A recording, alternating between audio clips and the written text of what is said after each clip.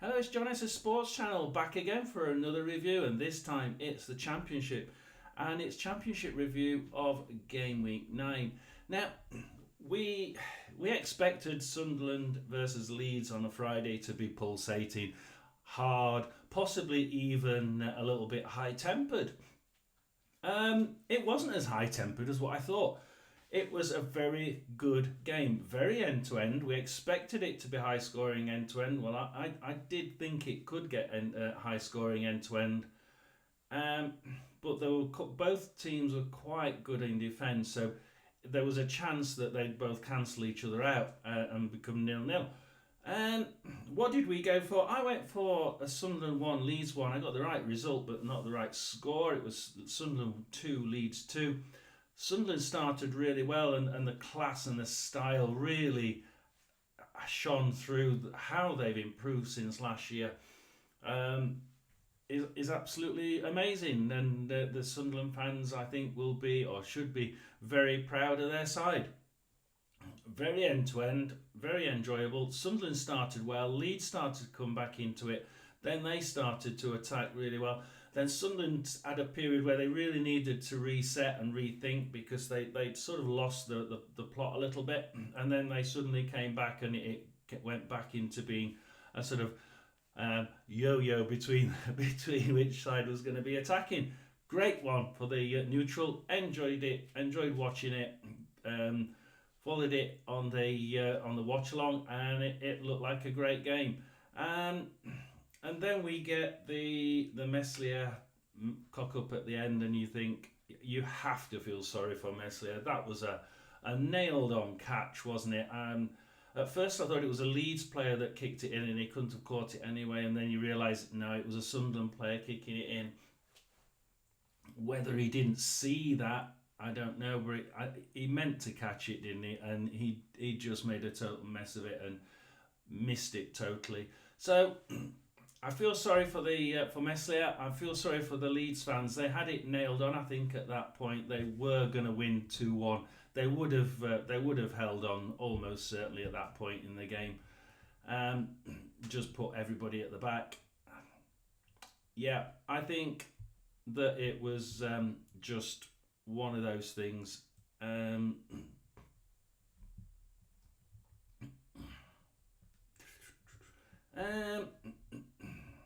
It went down as a Firpo own goal, but which is strange because the guy that actually kicked it was definitely well, I thought it was a Sunderland player. So I'm not quite sure how it went down as a Firpo own goal. Perhaps it was deflected on its way through that I didn't quite see.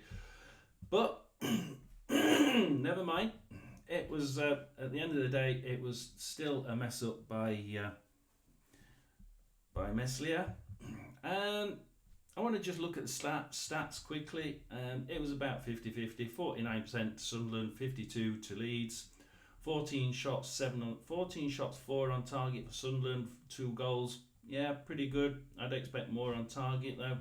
15 shots, 4 on target for Leeds. Again, you'd be expecting a few more shots on target out of those 15 for a top of the Championship club. But 4 shots on target, 2 goals each. Yeah, I think it was a correct result at the end of the day. However, yeah, Leeds fans will be the ones that go home bruised and battered and thinking we should have won that one, shouldn't we? So Sunderland Leeds, correct result, not the correct score. So let's move into Burnley versus Preston. And what did we say for Burnley versus Preston? We said Burnley 1, Preston 2. And Preston started the liveliest and had the ball in the net. And to be quite honest, that was a goal that should have stood. It wasn't offside. On the far side of the pitch, there were players putting him on side. So that goal should have stood, and it should have been Preston leading. But then we started to settle into a game that was firm, hard tackling, end to end. There were plenty of good shots, but there were also plenty of miss-hit shots and ones that just didn't quite have the power or the class to hit the back of the net. And I think I saw quite a few of those shots that were just mishit or just not hit correctly. Not quite having the right style or the technical abilities shown at that point in time. I'm sure they can, but from what I saw, it wasn't quite the technical ability that I was expecting from either the Burnley or the Preston side. And then you go into the second half, and we had the penalty issue, and to be quite honest, you could see the shirt being pulled in the middle of the box. It should have been a penalty for Burnley.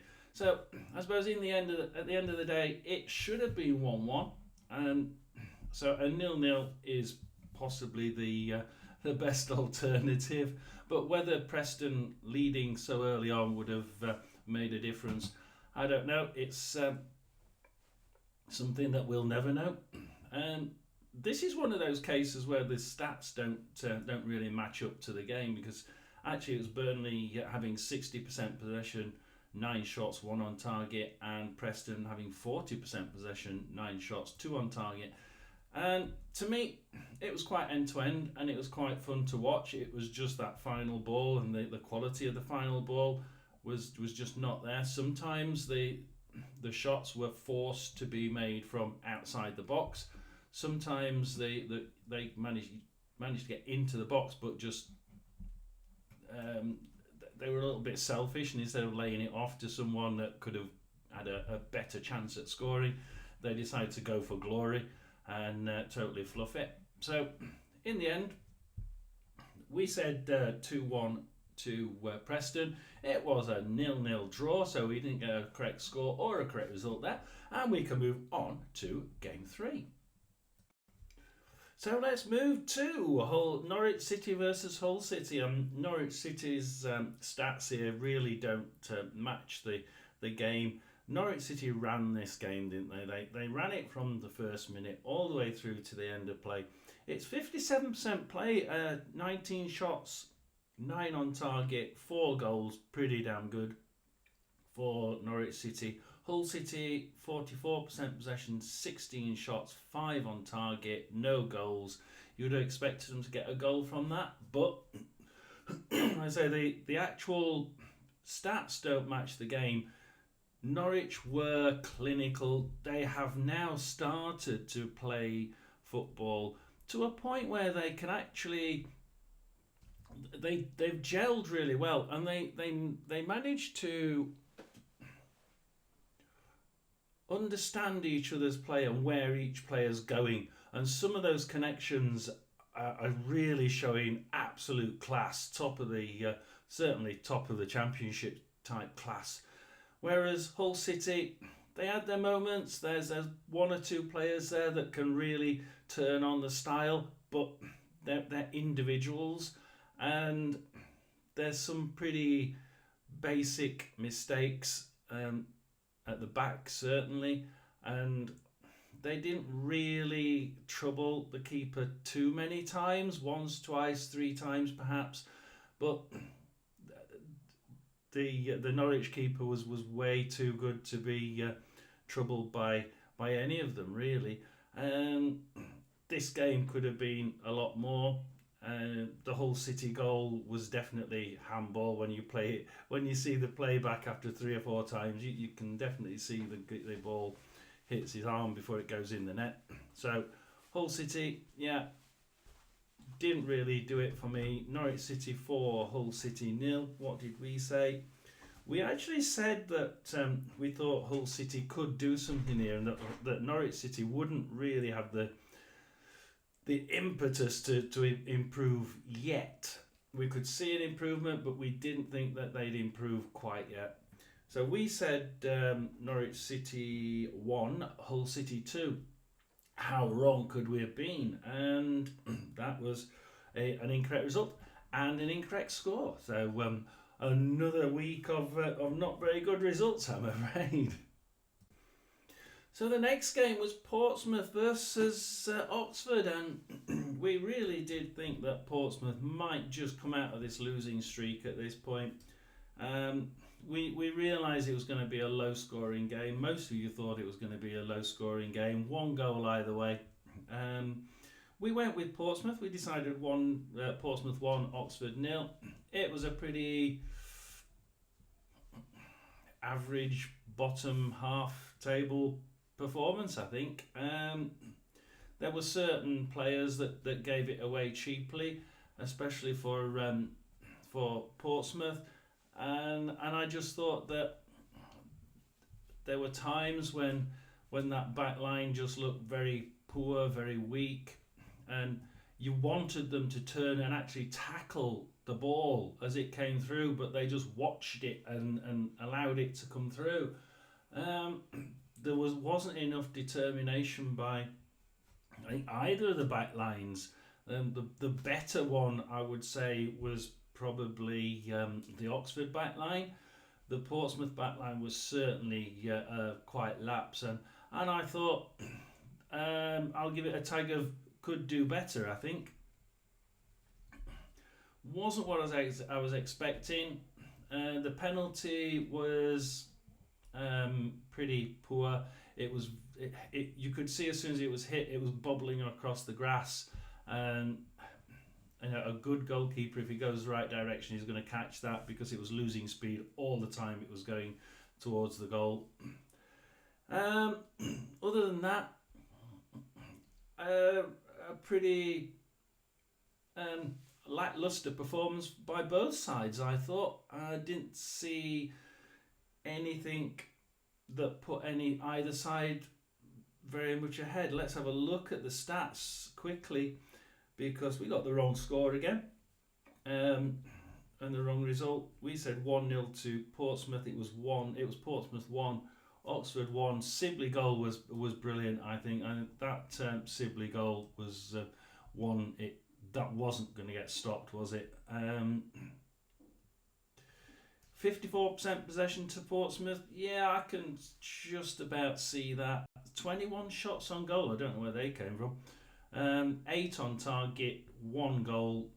If that's true, then you've really got to be putting more of those on targets in the net. But a lot of the shots that I saw from Portsmouth just were too weak or too lackluster to make any real effort or change to the game. Oxford 46%, 13 shots, 3 on target, 1 goal. They're okay. They're not bad stats, to be quite honest. But they would have hoped to have got 1 or 2 more on target out of those 13. However, I think the team to come off better or more hopeful from that will be Oxford, because Oxford played quite a little bit better than Portsmouth. I think they were a little bit unlucky with 1 or 2 of their shots. But 1-1, I suppose, was a decent score for both of them, and it's one of those that won't go down in the annals of history, I'm afraid. So we move on to the next game.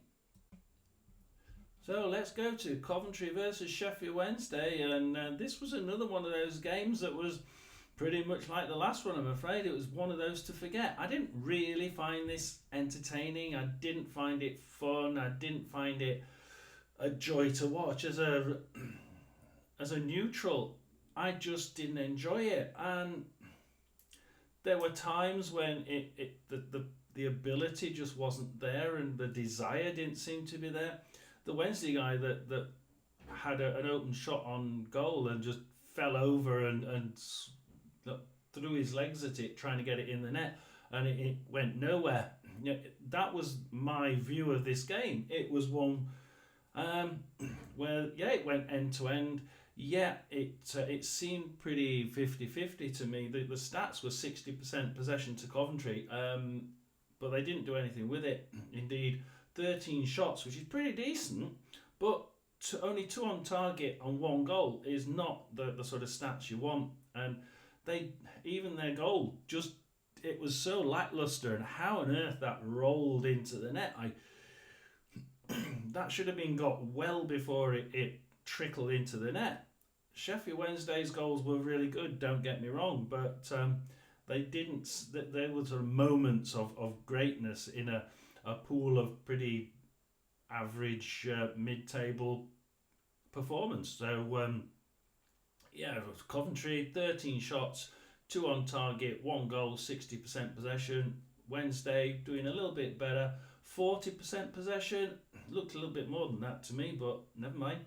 13 shots, 5 on target, 2 goals. That's a performance. That's the sort of percentages you need to get. Did they deserve their win? Yeah, they were more clinical. Their shots were firmer, better, more technical ability shown there, certainly in the goals that they scored. However, you have to worry about the performance of Coventry. That just was too lackluster. It didn't give me a spark of desire. It didn't give me that we're playing at home. We're going to use the crowd to our best ability. Average, yeah. Mid-table, yeah. This was a game to miss for me. Unfortunately, as a neutral, the right team did win, but it wasn't a game to watch once again. So Sheffield Wednesday winning 2-1 away to Coventry. What did we say? Well, we thought it would be a Wednesday win as well, but we thought 1-0. So we thought Coventry 0, Wednesday 1. It was Coventry 1, Wednesday 2. We did get the correct result. We did think that Wednesday would come out on top, and they did. And we can march on to the next game, please. So let's go to the next one. Derby versus QPR. And a lot of us thinking that Derby have shown that they've had a little bit of an error in them. They can be prone to a few bad mistakes, especially at the back. And we went with Derby County 0, QPR 1. It was Derby County 2, QPR 0. And actually the stats here for once seem to mirror the game. And 53% possession to Derby County. They used the power of the home crowd though really, really well. 10 shots, 5 on target, 2 goals. They'll be really, really proud with that, and they did really well. Whereas QPR, 47% possession. That sounds a little bit much from what I could see of the game, but only slightly. 11 shots on at target, 3 on target, no goals. Not unexpected. Those sort of stats, they weren't really firing on all cylinders for me. Whereas Derby were really, really well planned. They carried out their plan really well, and it worked. This was a good game to watch. It wasn't brilliant. It wasn't sort of end to end, lots of shots and lots of on targets and great skill, but Derby County for me did edge this game, probably by about a 2-goal margin. Was about right.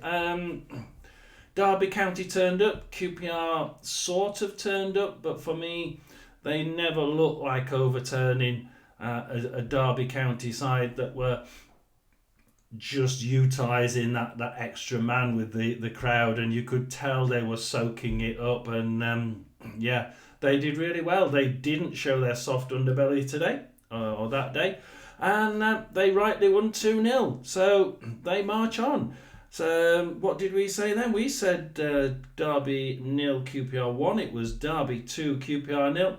Another bad result for us, and I need some more results from you guys. You need to start supporting me better with this. I need some more results, some more predictions. Put them in the comments, and instead of he's got it wrong again, you can be the ones to get it wrong and put it in the comments. So let's move on to the next game. Let's move on to Plymouth versus Blackburn. And what did we see coming here? We thought it would be Plymouth 2, Blackburn 0. It was Plymouth 2, Blackburn 1. So we got a correct result here.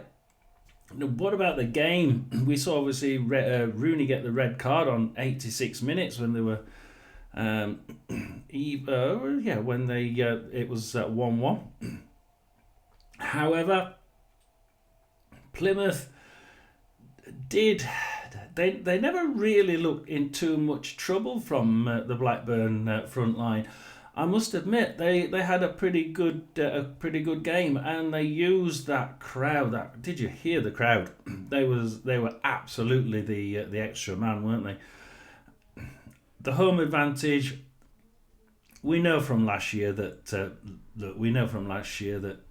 Plymouth have a great crowd, and the noise they can and the atmosphere they can get going down there is second to none.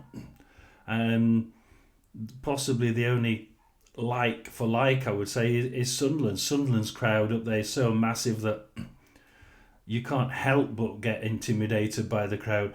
And Plymouth, for their size, do an extremely good job down there.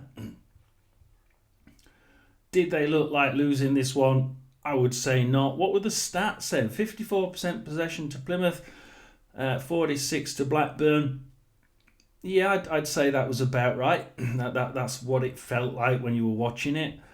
17 shots to Plymouth, 7 on target, 2 goals. That's pretty good. That's pretty good stats. 7 shots for Blackburn's 46%. Okay. Perhaps a little bit more would have been good.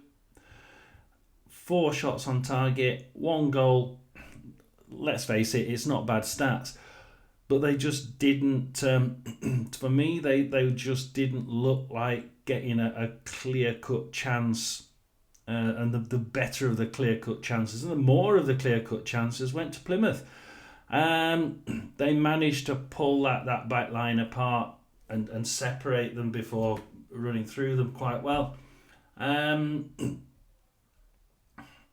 I'm trying to think of things to say. It was just a very good game for me. I enjoyed watching it.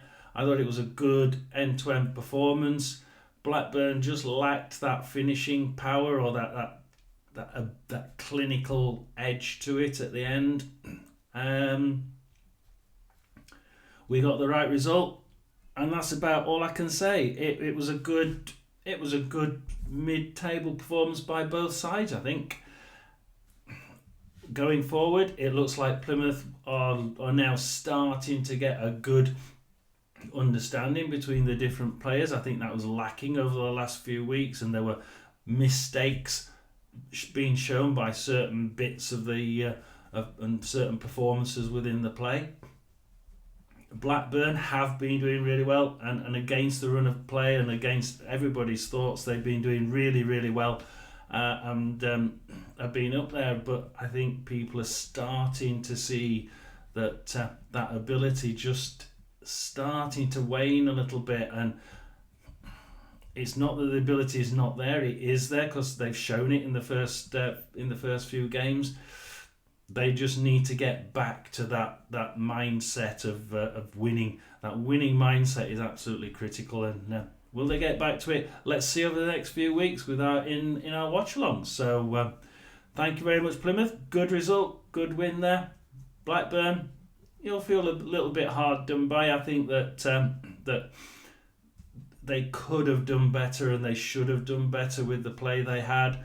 But on the whole, I think the fans that will be the happiest will be the Plymouth ones. They certainly put in a good performance there. And on to the next game. So, Sheffield United versus Luton, and this is an ex-Premier League clash. And to be honest, we expected nothing more than a very good game of football, and that's what we got. We got a very good game of football. What did we say? We said Sheffield United 2, Luton 1. We thought this would be a little bit more even than it was. Stats probably overdoing it a little bit, but they're not too far away from the real truth of the game, or the feel of the game at least. 63% possession to Sheffield United, 37 to Luton.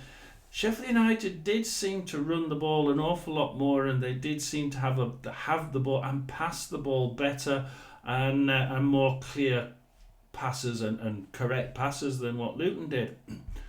15 shots for Sheffield United, 7 on target, 2 goals, which is very good indeed. Certainly top 6 material. 8 shots for Luton Town, 2 on target. Okay. No goals. Yeah.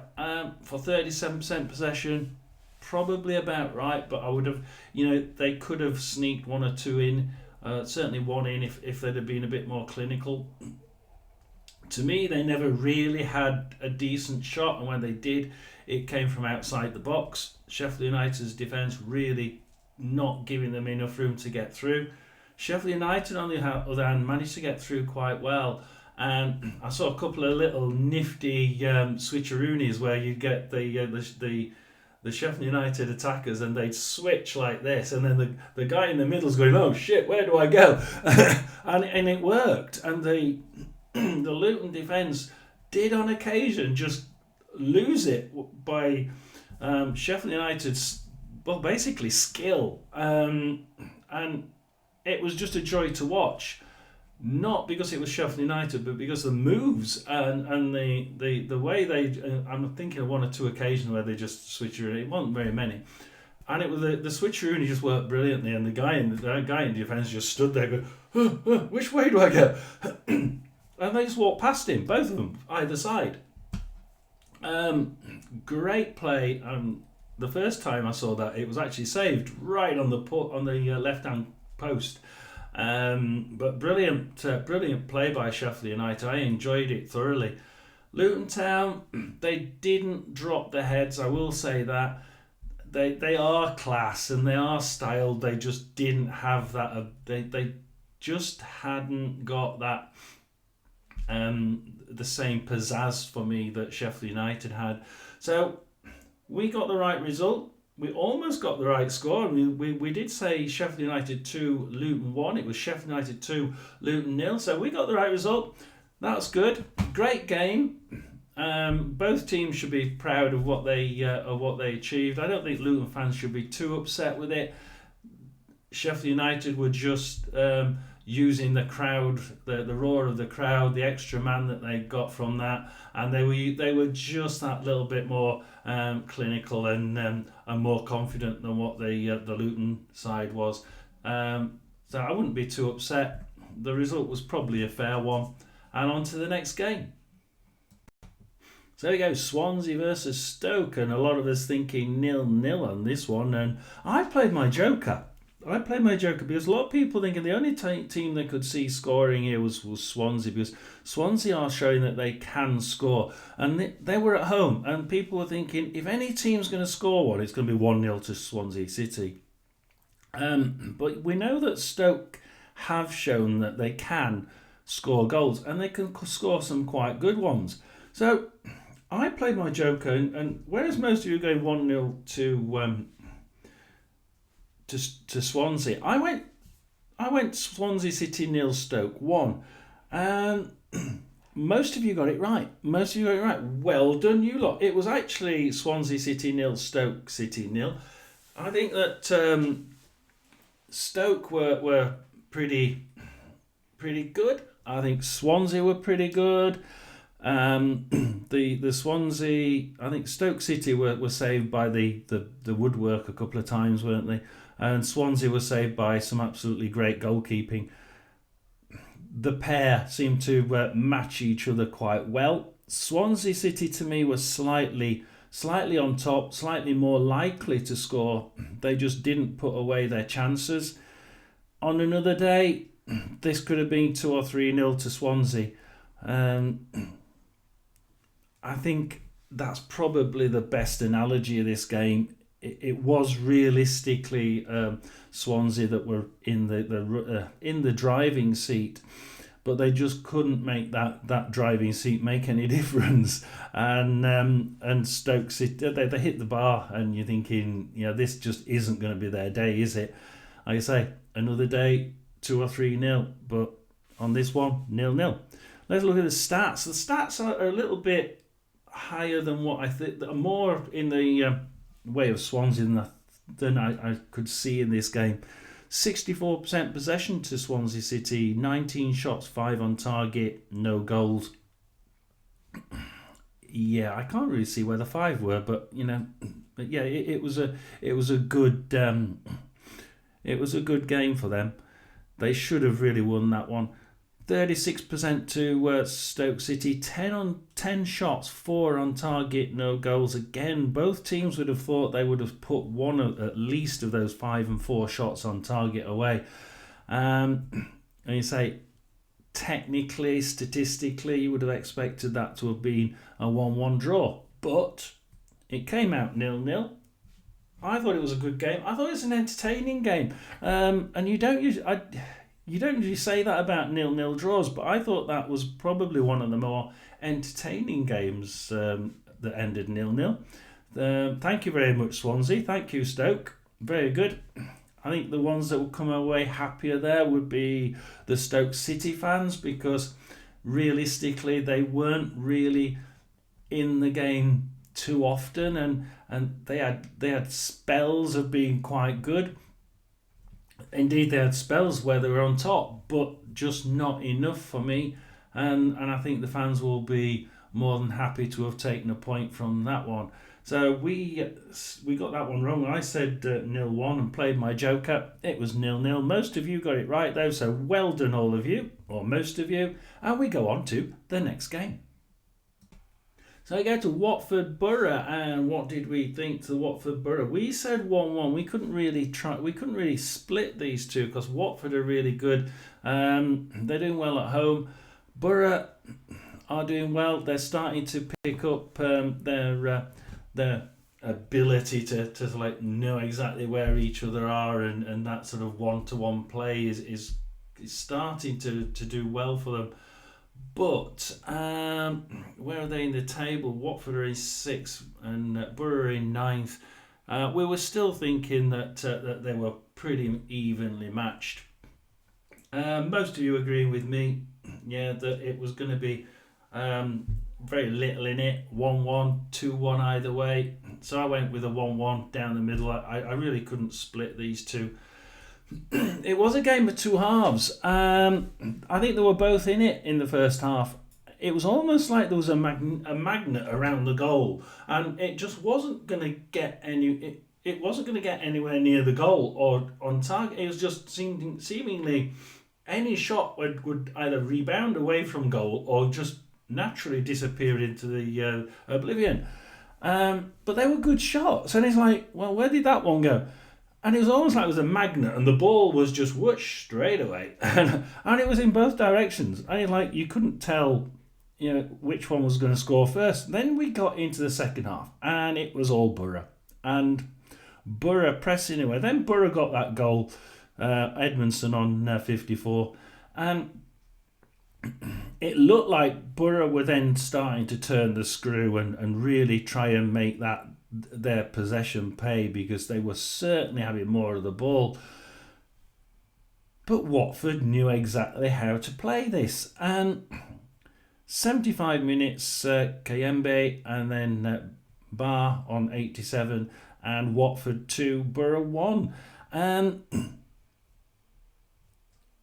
basically that first goal for Watford was a case of Borough were just far too high up the pitch, and Watford made them pay for it, and that happened several times after that. Well, before and after that, Watford started to realise that they were getting pushed by Borough, but they realised that at the back end was becoming higher and higher and up the pitch, and they did eventually make them pay.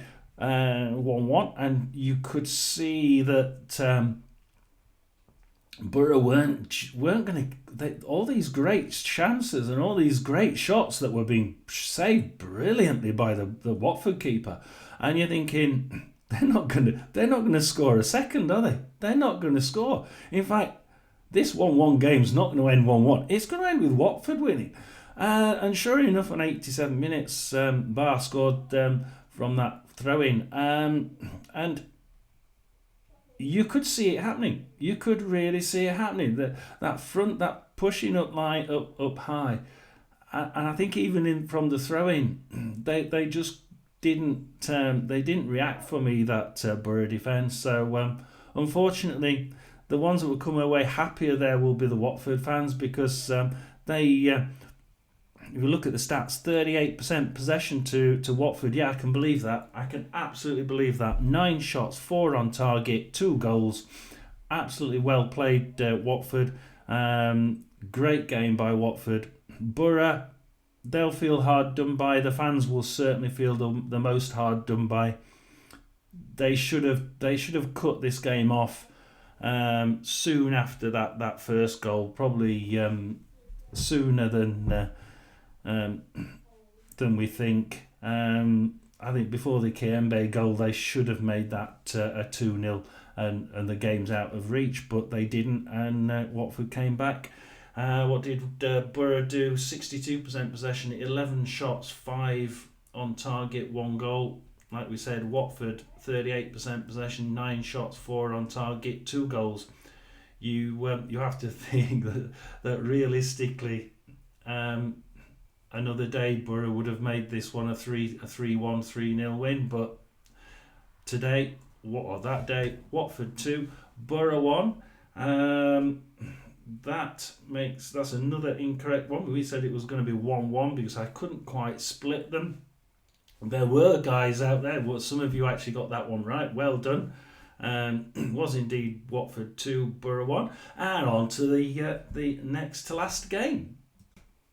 So we move on to West Brom versus Millwall, and the amount of comments we get in here on about we couldn't see either side scoring more than 1 goal.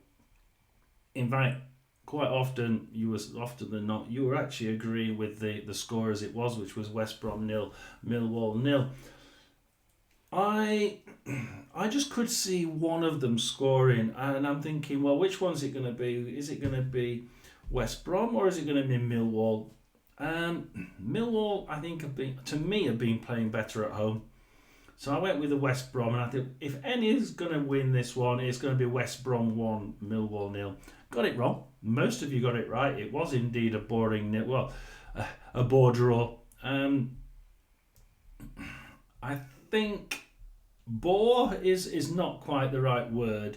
I stopped myself then, and the reason is this game was a little one-sided. It did seem more likely that West Brom would score. Indeed, if I look at the figures, 80% possession to West Brom. Crowd not really. I didn't hear the crowd enough. I didn't feel the buzz from the West Brom crowd. It was as if they weren't there. And for a size of crowd like that, I would expect them to be the extra man, and I don't think they were in this game. 13 shots, 3 on target, no goals. It's a little disappointing, the number on target.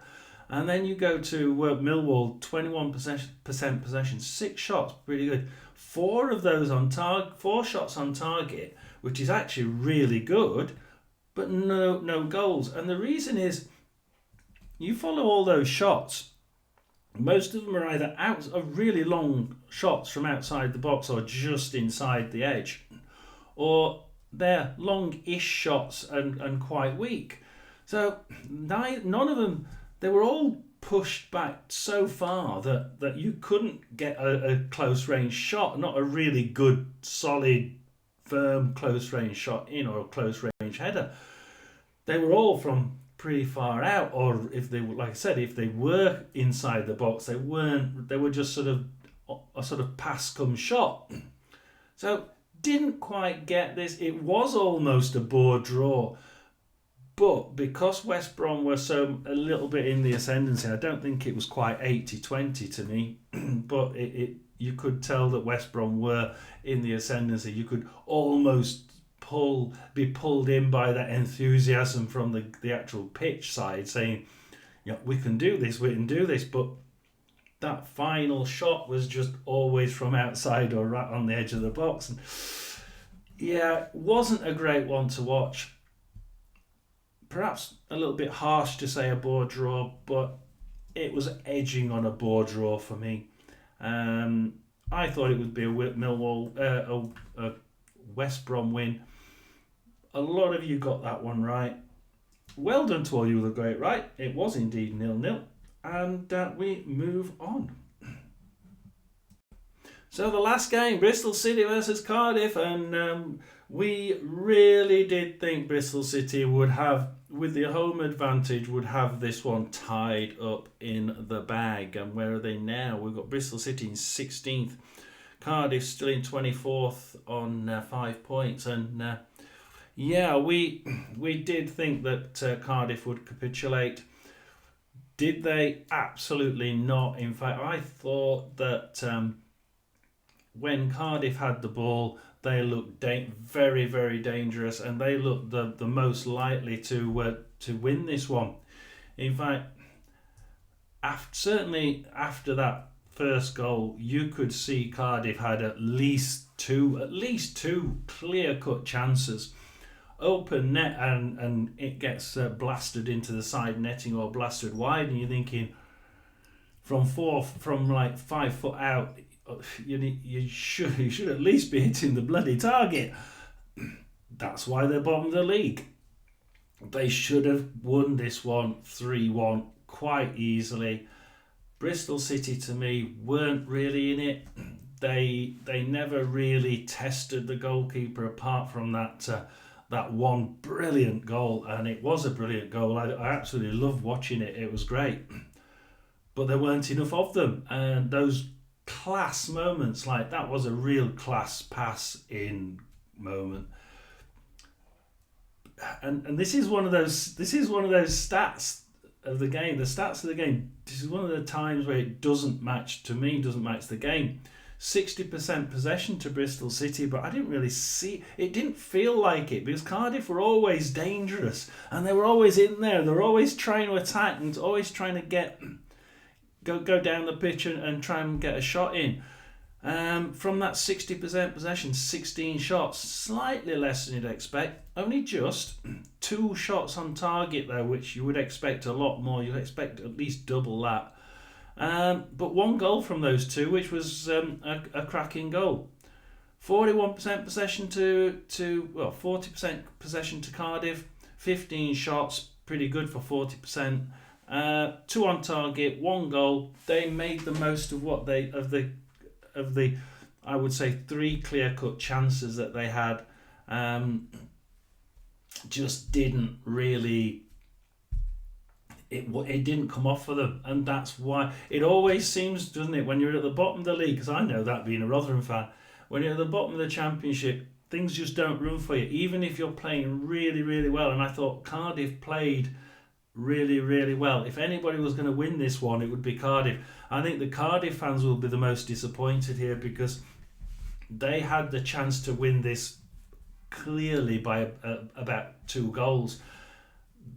It just didn't run for them, and at the end of the day, yeah, we know it, Cardiff fans. It stinks, doesn't it, being at the bottom? It really does. Things just don't roll for you, and you get chances where the referees are just sort of totally against you. You know, I think it was Cardiff that were deemed offside at the other end in the first half, and actually it wasn't offside.